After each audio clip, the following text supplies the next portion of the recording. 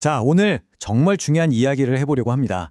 바로 한국의 사용 후 핵연료 저장 위기와 2030년의 경고에 대한 건데요. 오늘 제가 드리는 말씀은요, 정성장 세종연구소 부소장께서 발표하신 2026년 4월 21일자 세종 포커스 보고서에 담긴 분석을 토대로 하고 있다는 점 먼저 말씀드릴게요.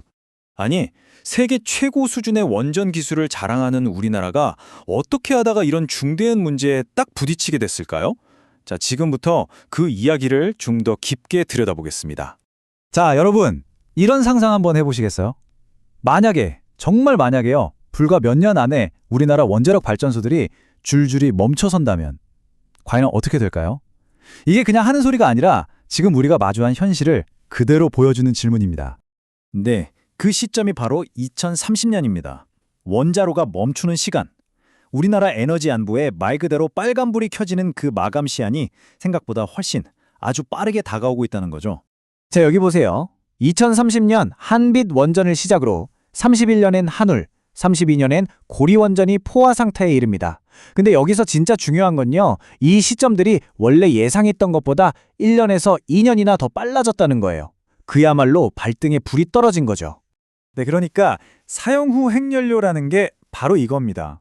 원자로에서 쓰고 나온 연료인데 문제는 이게 엄청난 고준위 방사성 물질이라는 거죠. 이걸 아주 오랫동안 아주 안전하게 보관해야 하거든요. 근데 그 저장 공간이 이제 꽉 찬다는 건 원전 안에 이 위험한 물질을 더는 쌓아둘 곳이 없어진다는 바로 그 얘기입니다. 자, 그럼 해결책은 있느냐? 네, 물론 장기적인 계획 자체는 있습니다. 문제는 뭐냐면요, 그 원대한 계획과 당장 우리 눈앞에 닥친 현실 사이에 어마어마한 시간적 격차가 있다는 거예요. 그러니까 핵심은 이거예요. 고준위 폐기물 특별법에 따른 영구 처분장 목표 시점은 2060년인데 저장고가 꽉 차기 시작하는 건 2030년부터잖아요.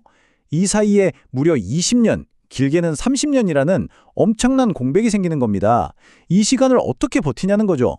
자, 그럼 이 공백을 메우기가 왜 이렇게 어렵냐? 보시다시피 이게 단순히 기술 문제 하나로 끝나는 게 아니에요. 국내의 영구 처분장을 어디에 만들 거냐? 이거 하나만 해도 엄청난 사회적, 정치적 갈등이 있잖아요. 거기다 지금 당장 쓸 중간 저장 시설도 하나 없고요. 결정적으로 우리가 이걸 다른 나라에 보내거나 재처리를 하려면 미국의 사전동이라는 아주 큰 산을 넘어야 합니다. 정말 복잡하죠? 상황이 이렇다 보니까 결국 해법을 찾기 위해 해외로 눈을 돌릴 수밖에 없게 된 거죠. 그리고 여기서 한국의 핵미래를 좌우할 두 개의 열쇠를 쥔 나라가 등장합니다. 바로 미국과 프랑스입니다.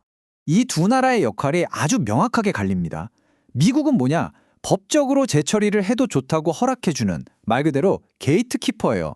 사전 동의 권한을 꽉 쥐고 있죠.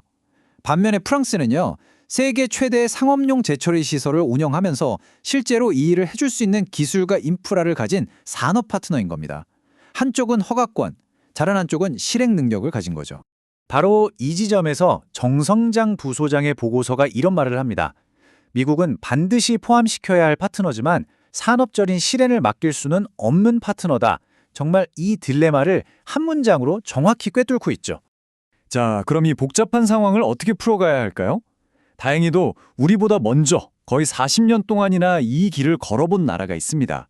바로 이웃나라 일본의 사례를 통해서 우리가 배울 점과 또 조심해야 할 점들을 짚어볼 수 있겠습니다. 일본의 경험에서 우리가 얻을 수 있는 교훈은 꽤 명확합니다. 첫째, 뭘 하든 미국의 동의가 필수라는 것. 일본은 1988년에 미국으로부터 장기 동의를 먼저 확보했죠.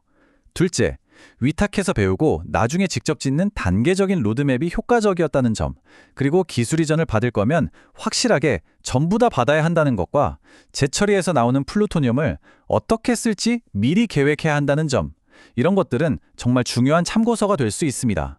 하지만 동전의 뒷면도 봐야겠죠? 일본의 사례는 동시에 아주 무서운 경고를 보내고 있습니다. 재처리하고 남은 플루토늄이 너무 많이 쌓여서 국제적인 골칫거리가 됐고요. 짓고 있는 재처리 공장 비용은 처음 예산의 거의 5배나 불어났습니다. 1993년에 시작한 공장이 아직도 제대로 돌아가지 못하고 27번이나 연기됐다는 건 정말 심각한 문제죠. 결국 제대로 된 관리 감독이 없으면 어떻게 되는지를 여실히 보여주는 겁니다. 아까 말씀드린 그 플루토늄 문제, 그 심각선을 보여주는 숫자가 바로 이겁니다. 44.4톤, 2024년 말 기준으로 일본이 보유한 분리 플루토늄 양인데요. 이걸로 핵무기를 수천 개나 만들 수 있는 양입니다. 이러니 국제사회가 얼마나 예민하게 반응하겠어요. 제철이라는 게 얼마나 큰 책임과 감시를 동반하는지 단적으로 보여주는 숫자죠. 자, 그럼 일본의 교훈과 경고를 모두 참고해서 한국을 위한 현실적인 로드맵을 찾아봐야겠죠? 보고서에서는 아주 구체적인 3단계 계획을 제안하고 있습니다. 핵심은 바로 병행 추진입니다. 한쪽으로는 프랑스와 기술적인 타당성 조사를 시작하고 동시에 다른 한쪽으로는 미국과 고위급 정책 협의를 시작하는 거죠. 이게 1단계고요. 그 다음 2단계로 미국한테서 포괄적인 사전 동의를 받아내는 동시에 프랑스와는 시범적으로 재처리를 한번 해보는 겁니다. 그리고 마지막 3단계에서는 우리 전문가들을 프랑스 시설에 보내서 기술을 익히고 공동 연구를 통해 최종적으로 우리한테 맞는 정책을 결정하는 아주 치밀한 로드맵입니다. 특히 미국을 설득할 때 내세워야 할 메시지가 아주 중요합니다. 우리가 재처리를 하려는 게 아닙니다. 이건 사용 후 핵연료를 더 잘 관리하고 더 강력하게 통제하기 위한 협력입니다. 이런 식으로 접근해야 한다는 거죠. 미국의 가장 큰 걱정거리인 핵 확산 우려를 정면으로 다루면서 이건 관리의 문제라는 점을 부각시키는 겁니다. 아주 전략적인 접근이죠. 보고서의 마지막이 문장이 모든 걸 말해줍니다. 2026년에서 2027년 사이에 실질적인 기반을 마련하지 못하면 한국에게 주어진 기회의 창은 급격히 좁아질 것이다. 정말 시간이 없다는 거죠.